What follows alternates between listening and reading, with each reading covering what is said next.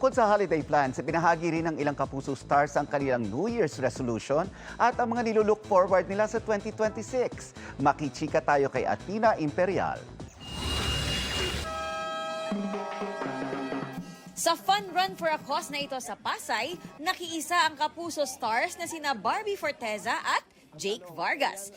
Si Barbie niregaluhan ng sarili ng something useful for her running era.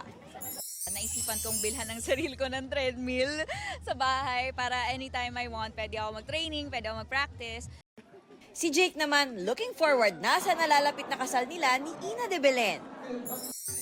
Lapit na. Lapit na. Siyempre, kailangan nyo number one, ipon, and then magbahalang kayo ng sobra. Para sa kanila, importanteng magkakasama ang pamilya ngayong Pasko. Family, band, and magluto kung pwede, and then kasama yung family, and kompleto dapat. Sana lahat po ng Pilipino ay masarap ang Noche Buena at masaya ang salo-salo. Ano naman ang New Year's resolution ni na Barbie at Jake? Less screen time. Medyo babawasan natin ang pag-check sa phone. Masyado niyang nakokonsume ang oras ko and hindi ako masyadong nagiging productive. Sana matapos ang lahat ng mga problema sa mundo, yung iba, and sana world peace na.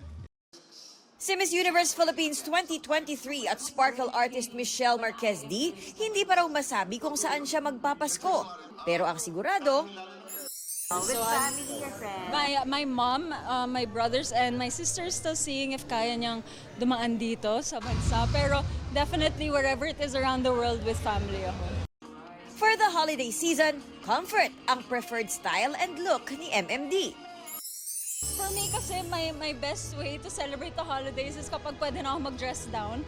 So comfort over everything. I love being able to just sit back, relax. Sa 2026, marami nang aabangan ang kanyang fans. We have a few movies, we have a few series, and we have a few things na magpapasabog sa atin sa 2026. I also recorded 2 new songs na palabas na rin, kaya abangan niyo po yun. Athena Imperial updated sa Showbiz Happenings.